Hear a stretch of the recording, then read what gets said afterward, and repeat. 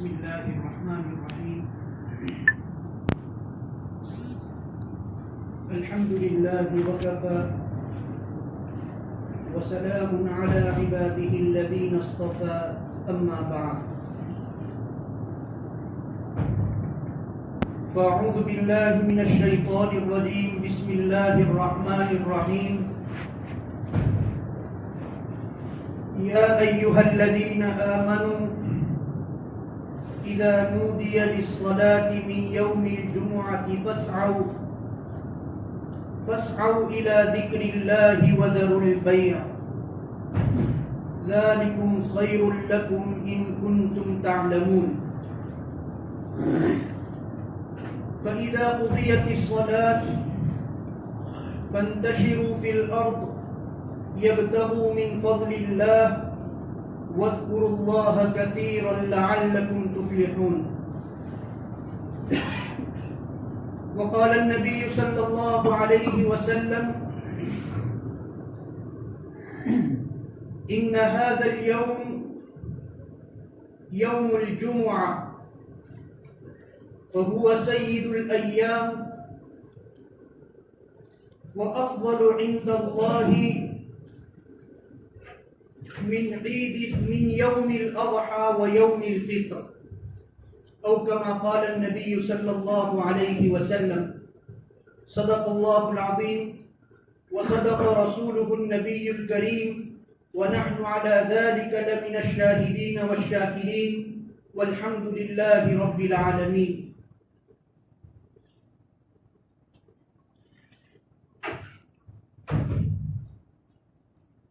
حضرات علماء کرام،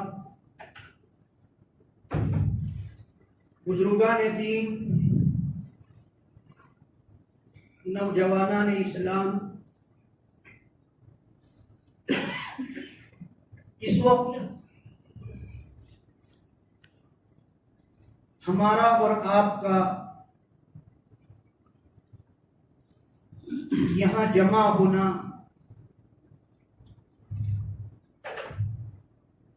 اس مبارک دن یعنی جمعے کے دن جمعے کی نماز اور جمعے کا خطبہ سننے اور پڑھنے کی مناسبت سے ہے.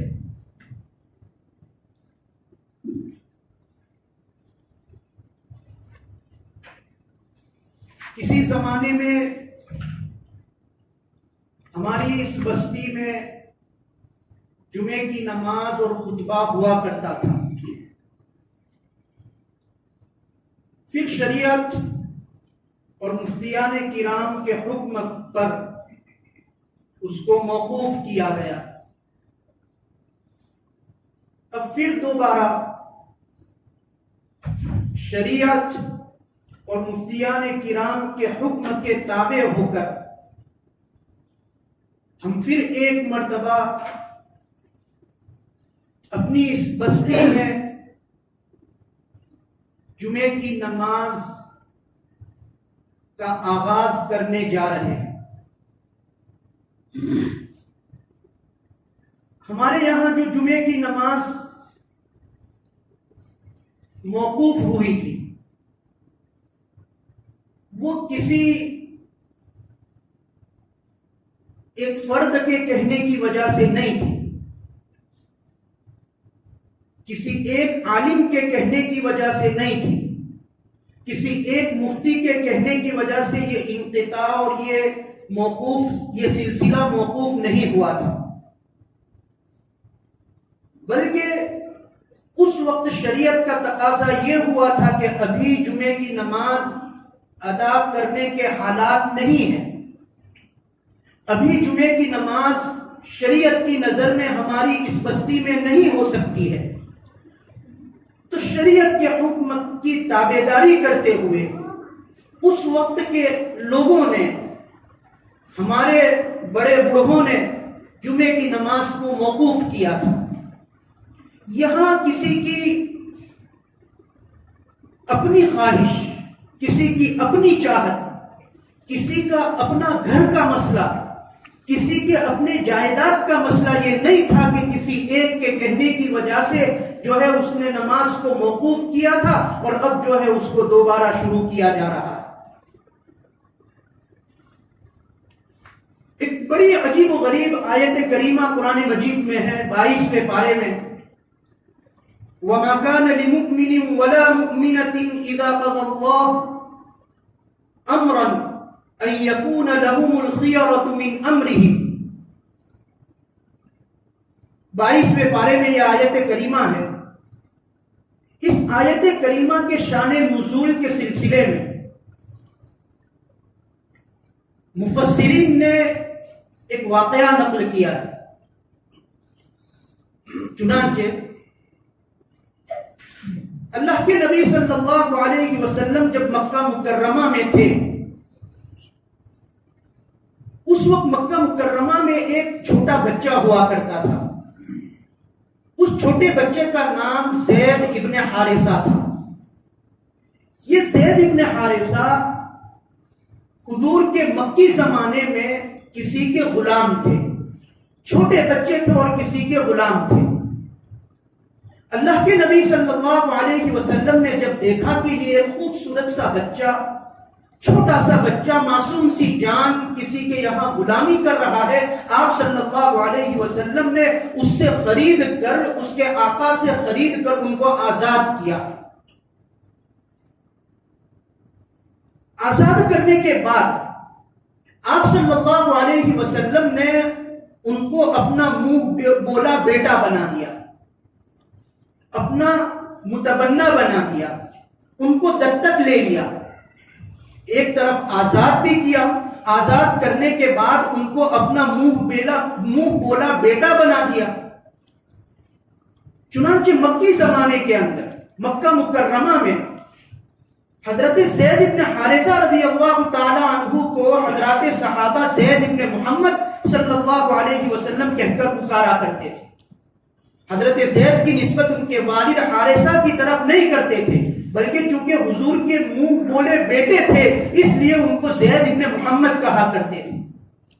قرآن مجید میں اس پر نفی اتری اور قرآن مجید نے یہ کہا کہ ان کو آپ صلی اللہ علیہ وسلم کی طرف ان کی نسبت ولدیت نہیں کی جا سکتی، ان کو حضور کا بیٹا نہیں کہا جا سکتا، زید ابن محمد نہیں کہا جا سکتا، بلکہ ان کو ان کے اصل والد جو حارثہ ہے انہی کی طرف ان کی نسبت کی جائے۔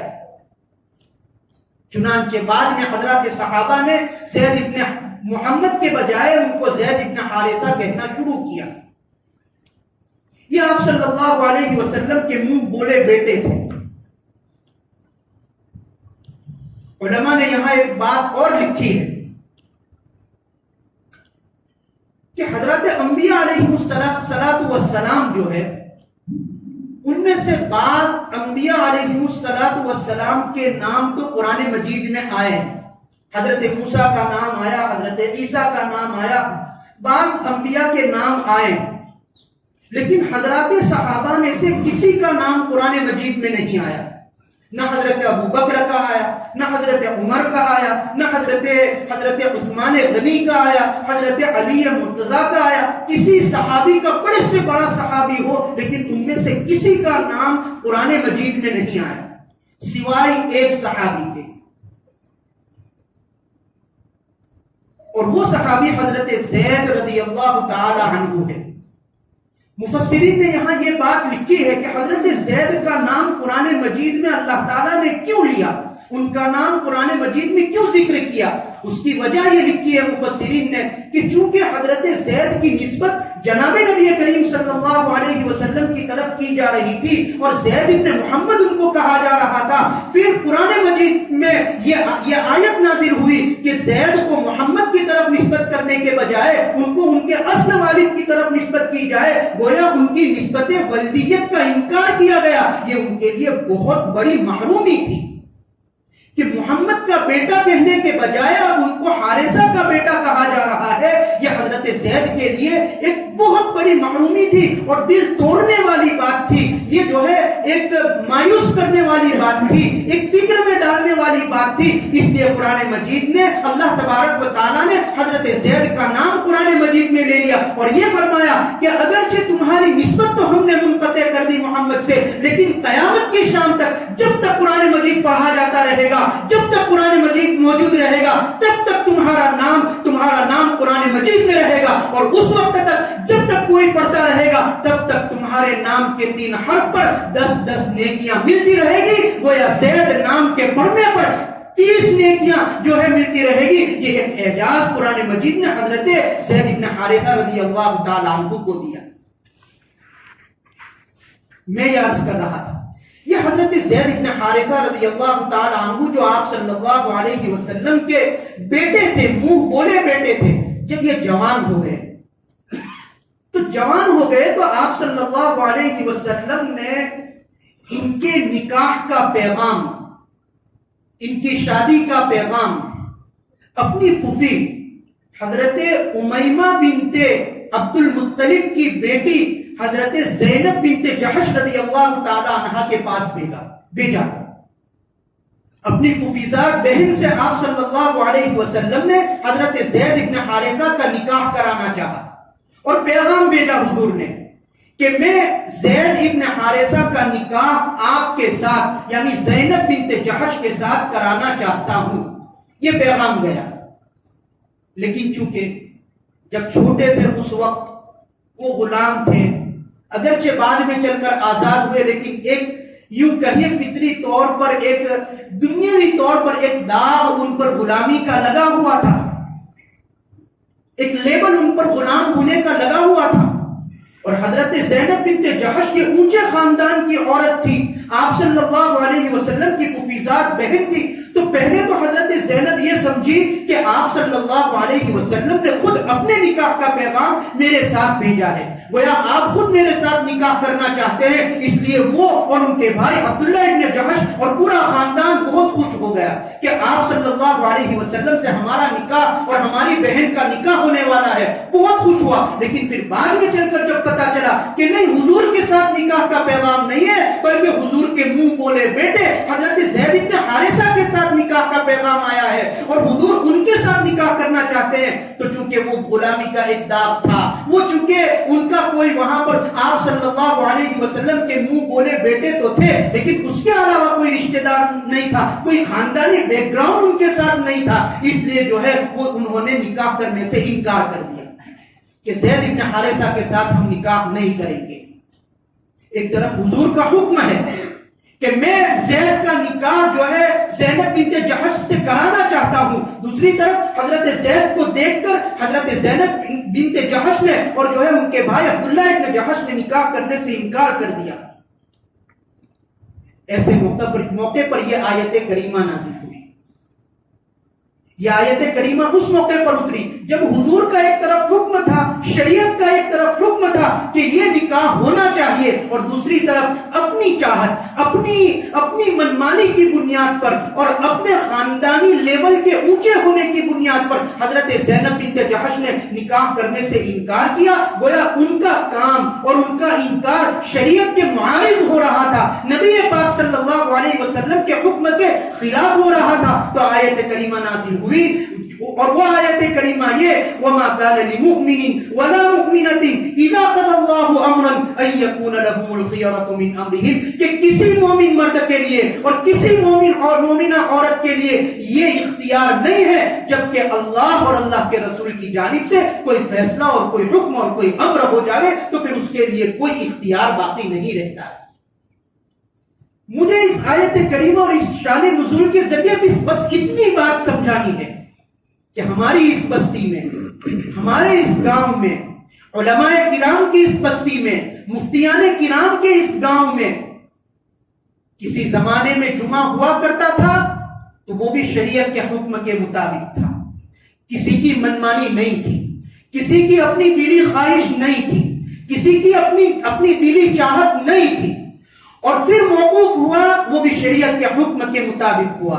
شریعت نے چاہا کہ یہاں حالات نہیں ہے تو ہمارے علماء کرام نے, ہمارے مفتیان کرام نے, ہمارے گاؤں کے بڑے بڑھوں نے, ہمارے گاؤں کے بزرگان دین نے یہی یہی جو ہے وما کان لمؤمن ولا مؤمنۃ اذا قضى الله امرا, اس آیت کریمہ پر عمل کرتے ہوئے کہ جب شریعت کا حکم آ گیا, جب نبی پاک صلی اللہ علیہ وسلم کا حکم آ گیا, جب اللہ کا امر ثابت ہو گیا, تو اب ہم اپنی رائے, اب ہم اپنے فیصلے, اب ہم اپنی چاہت, اب ہم اپنی جو ہے خیال اور اپنے نفس کی چاہت کے پر عمل نہیں کریں گے, بلکہ شریعت کا حکم جو ہے وہ مقدم رہے گا.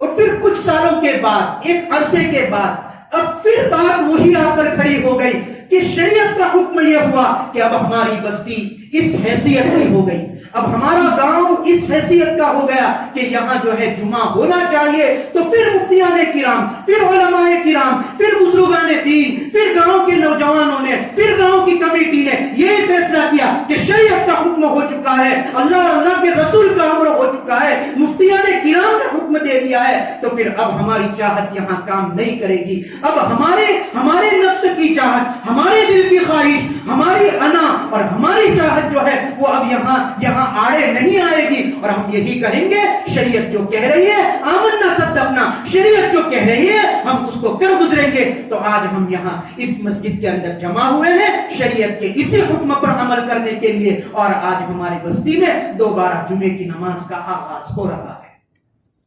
اللہ رب العزت کی بہت بڑی نعمت ہے. جمعہ کا دن بڑی فضیلتوں والا دن ہے. جمعہ کا دن بڑی اہمیتوں کا حامل دن ہے. اس دن کی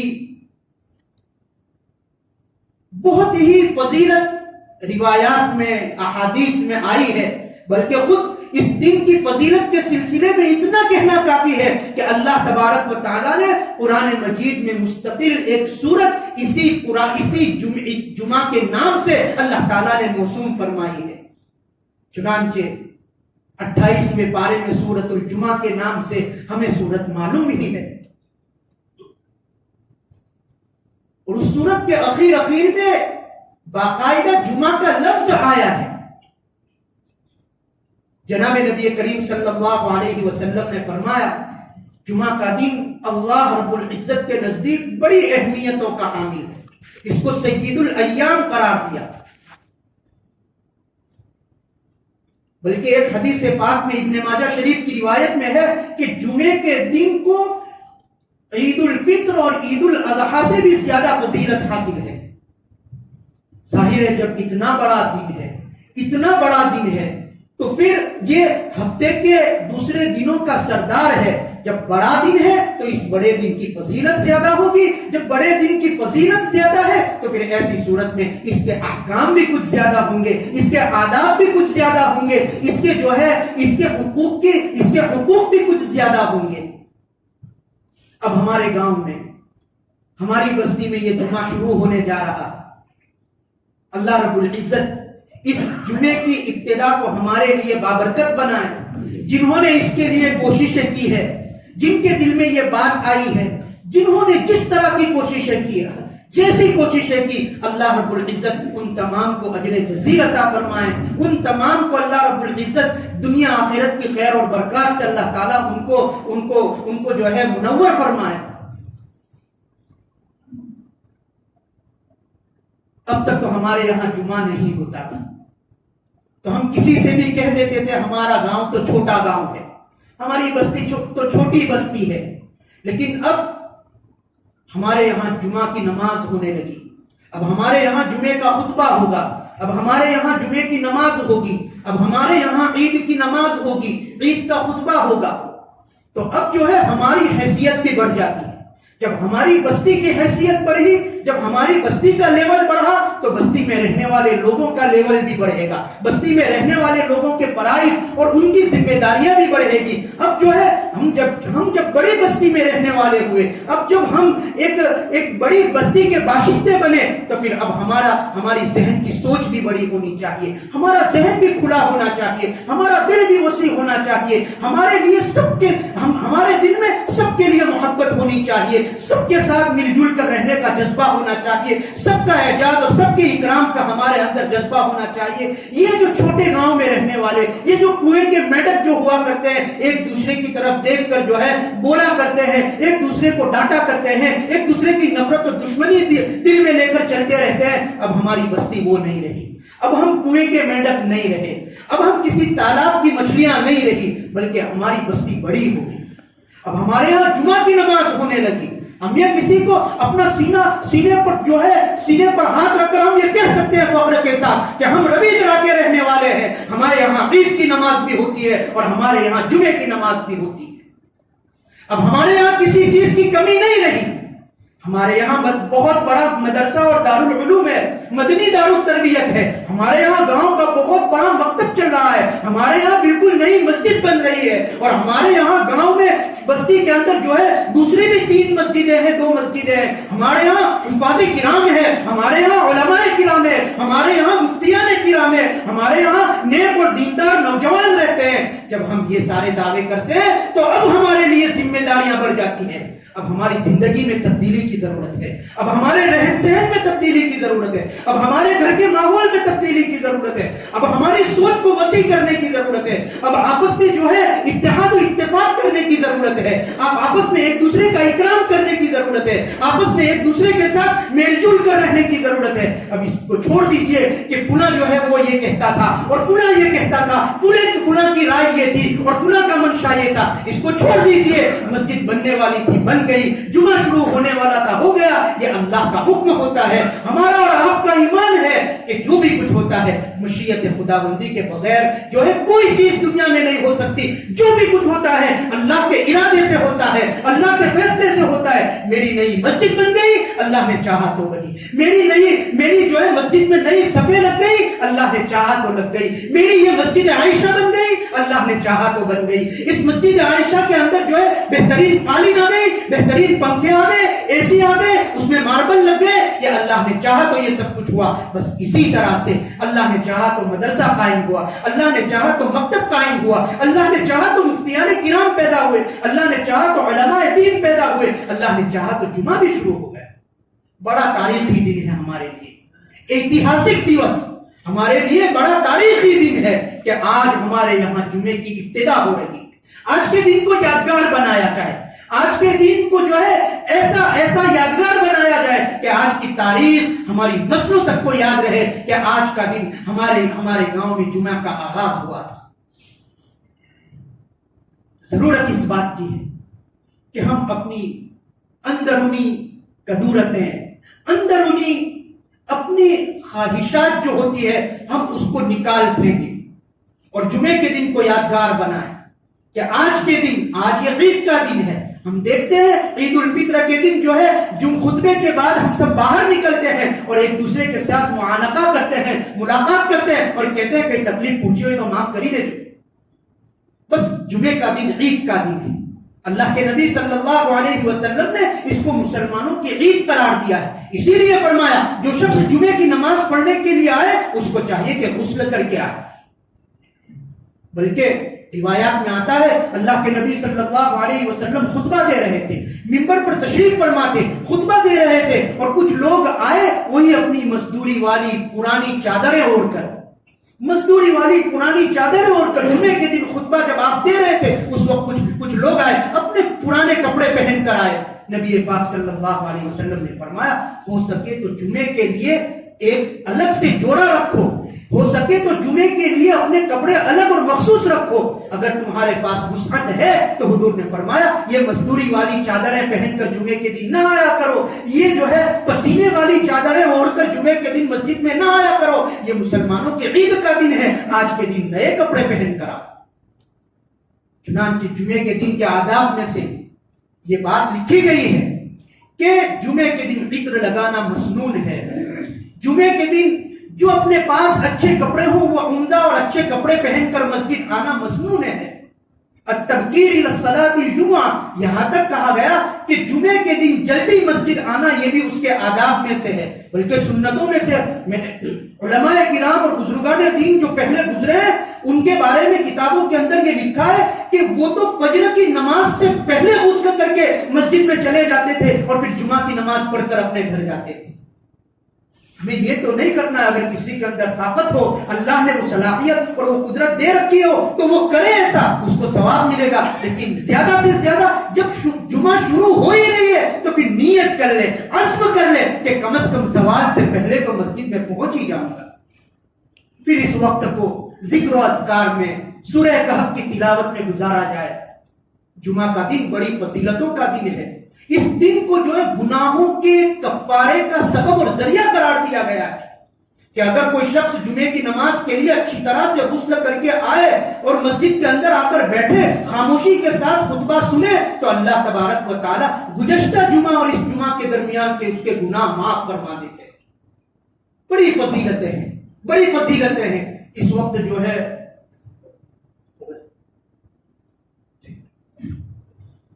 تو اللہ تبارک و تعالیٰ نے اس دن کو سید الایام قرار دیا ہے. جیسے حضرات انبیاء علیہ السلام تو بہت سارے ہیں, لیکن اس میں جناب نبی کریم صلی اللہ علیہ وسلم سید الانبیاء. ملائکہ تو بہت سارے ہیں, لیکن حضرت جبرائیل علیہ السلام کو سید الملائکہ قرار دیا. کتابیں تو بہت ساری ہیں, لیکن قرآن مجید کو سید الکتب قرار دیا. بس اسی طرح سے دن تو ہے ہفتے کے دوسرے دن, لیکن ان تمام دنوں میں اور ان تمام ایام میں جمعے کے دن کو سید الایام قرار دیا. اس لیے ضرورت ہے اس بات کی کہ جب ہمارے یہاں جمعے کے دن کا آغاز ہوتا ہے, ایسے موقع پر جب کوئی خوشی کا موقع ہوتا ہے, ظاہر ہے مبارکبادی پیش کی جاتی ہے. اور مبارکبادی پیش کرنا, ایک عالم تو اور کیا مبارکبادی پیش کر سکتا ہے, بس اس کے پاس یہی کچھ قرآن اور حدیث کی باتیں ہوا کرتی ہے, بس وہی بطور مبارکبادی کے آپ حضرات جو ہے اس کو قبول فرما لیجئے, چونکہ یہ عید کا دن ہے. میں دیکھ رہا ہوں کہ جتنے لوگ ہیں سب نئے کپڑے پہن کر جو ہے عید کے دن یہاں جمعے کی نماز کے لیے یہاں تشریف لائے ہیں. اللہ تبارک و تعالیٰ آپ کی آمد کو بے انتہا قبول فرمائے. اللہ تبارک و تعالیٰ اس جمعے کو اور جمعے کی نماز کو اور یہ جمعے کی نماز کا جو سلسلہ ہمارے یہاں آغاز جو ہو رہا ہے, اللہ اس سلسلے کو ہمارے یہاں قیامت تک اس کو باقی رکھے. اس میں ہر قسم کی خیر مقدر فرمائے, ہر شرور فتن سے اللہ تبارک و تعالیٰ حفاظت فرمائے, اور اللہ تعالیٰ ہم سب کو کہنے سننے سے زیادہ عمل کرنے کی توفیق عطا فرمائے. وآخر دعوانا ان الحمد للہ.